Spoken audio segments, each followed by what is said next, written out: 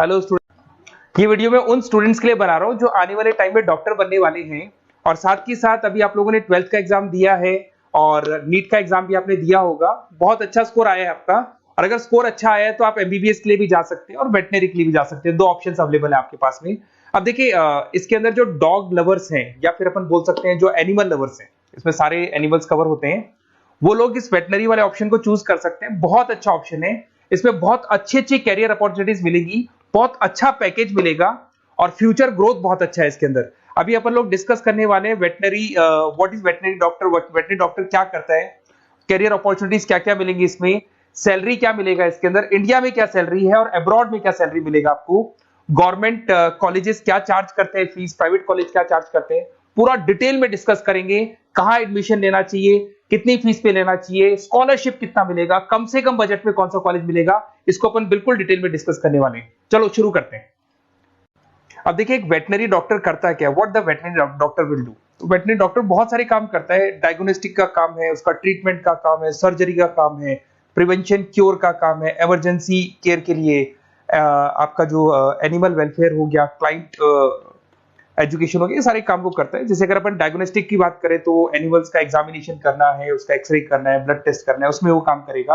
अगर मैं ट्रीटमेंट की बात करता हूं तो यहाँ पे वो मेडिसिन वगैरह जो देगा वो देगा आपको, प्रोवाइड वैक्सीनेशन, वो बहुत इंपॉर्टेंट है क्योंकि वैक्सीनेशन वगैरह अपन देखते हैं डॉग्स वगैरह को रेगुलर बेसिस पे अपने को देना पड़ता है।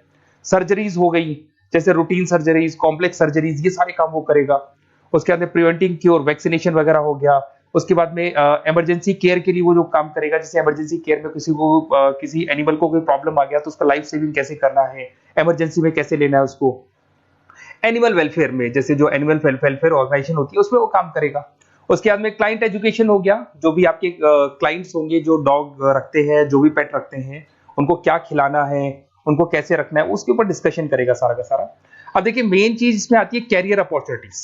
क्या कैरियर अपॉर्चुनिटीज होगी, आप डॉक्टर बन जाएंगे तो डॉक्टर बनने के बाद में आपकी जॉब कहां लगेगी या फिर अपना खुद का प्राइवेट बिजनेस खोलेंगे, कैसे करेंगे आप। इसमें सबसे बढ़िया ऑप्शन है प्राइवेट क्लिनिक्स। ये लोग अपना खुद का प्राइवेट क्लिनिक खोलते हैं, small animal, large animal, mix दोनों के लिए खोल सकते हैं। तो प्राइवेट क्लिनिक के अंदर बहुत अच्छी अर्निंग है। अपन उसका जो सैलरी पार्ट है वो भी डिस्कस करेंगे नीचे। उसके बाद में आपका एनिमल हॉस्पिटल्स हो गए, प्राइवेट और गवर्नमेंट दोनों हॉस्पिटल है जहां पे जॉब लग सकती है।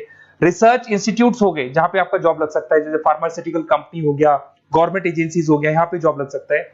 उसके बाद में गवर्नमेंट एजेंसीज में public health agencies, department of agriculture, यहाँ आपका जॉब लग सकता है।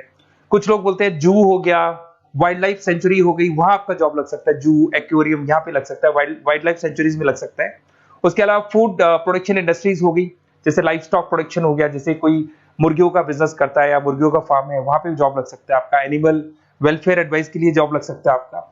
कुछ नॉन प्रॉफिट ऑर्गेनाइजेशन होती है जो एनिमल्स के लिए खुली हुई है और उनका ऑब्जेक्टिव होता है कि कोई भी अगर एनिमल के साथ कोई प्रॉब्लम है तो वो लोग सॉल्व करते हैं उसको, उसका कोई चार्ज नहीं है, वहां आपका जॉब लग सकता है। उसके बाद में पेट और फूड न्यूट्रिशन, क्या खिलाना है, जैसे आपने सुना होगा डॉग्स को पेडिग्री देते हैं अपन, वैसे कौन सी चीज खिलानी चाहिए, क्या नहीं खिलाना चाहिए, उसकी जो जितनी मेडिसिन बनेगी या जितने फूड बनेंगे वहां जॉब लग सकता है आपका।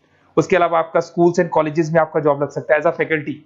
पढ़ने के बाद में अगर आपका इंटरेस्ट है फैकल्टी बनने का तो वहां आपका जॉब लग सकता है। कंसल्टेंसी फर्म्स हो गया, animal health consultancy, food safety consultancy, यहाँ आपका जॉब लग सकता है।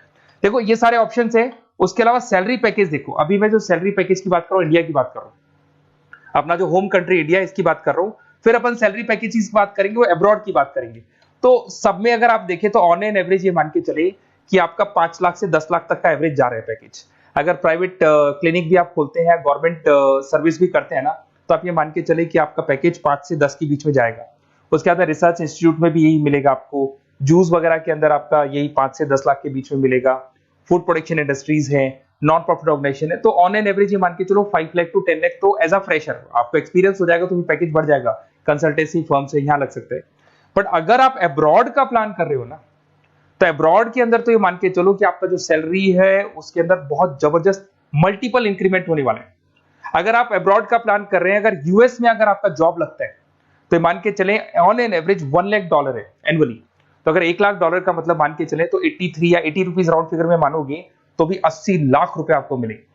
तो इसके अंदर एक बहुत अच्छा ऑप्शन है कि आप एज अ डॉक्टर बन के अब्रॉड भी जा सकते हैं। कुछ लोग हैं जो नहीं जाना चाहते बट कुछ जाना चाहते हैं तो जा सकते हैं, इसमें अब्रॉड भी जा सकते हैं। उसमें यूएस है, यूके है, ऑस्ट्रेलिया है, कनाडा है, जर्मनी है, बाकी और बहुत सारी कंट्रीज है जहां पे बहुत अच्छे अच्छे जॉब लगेंगे। ऑन एवरेज मान के चलो 80 लाख, 70-80 लाख रुपए आपको साल के मिल जाएंगे। ये सारे ऑप्शंस हैं।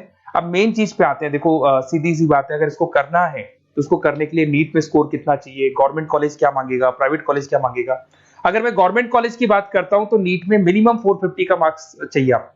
अगर नीट में 450 मार्क्स नहीं है, प्लस आपका 12th में 50% कंपल्सरी, फिजिक्स, केमिस्ट्री, बायो से होना चाहिए, 50% होना चाहिए, और साथ के साथ नीट के अंदर 450 मार्क्स चाहिए। 5.5 साल का कोर्स है। गवर्नमेंट कॉलेज में अगर आपको मिल जाता है तो सबसे फर्स्ट ऑप्शन यही रखेंगे आप। यहां पर आपका 2 लाख रुपए फीस मान के चलो तो 8 लाख रुपए में आप ये मान लो 8-10 लाख के अंदर अंदर, मतलब मैक्सिमम 10 लाख का खर्चा मान के चलो, इसके अंदर अंदर आपका कंप्लीट कोर्स हो जाएगा अगर गवर्नमेंट कॉलेज मिलता है। बट अगर आपका स्कोर कम है तो मैं आपको एडवाइस करूंगा गो फॉर प्राइवेट कॉलेज, क्योंकि आगे स्कोप बहुत अच्छा है कि वापस जब आप कहीं अब्रॉड जाते हैं या फिर कहीं और जॉब करेंगे तो निकल जाता है सारा पैसा, कोई दिक्कत नहीं है। प्राइवेट कॉलेज के अंदर नीट अपीयर चाहिए। अगर आपका स्कोर कम भी है तो भी चलेगा, नीट अपीयर है तो भी चलेगा।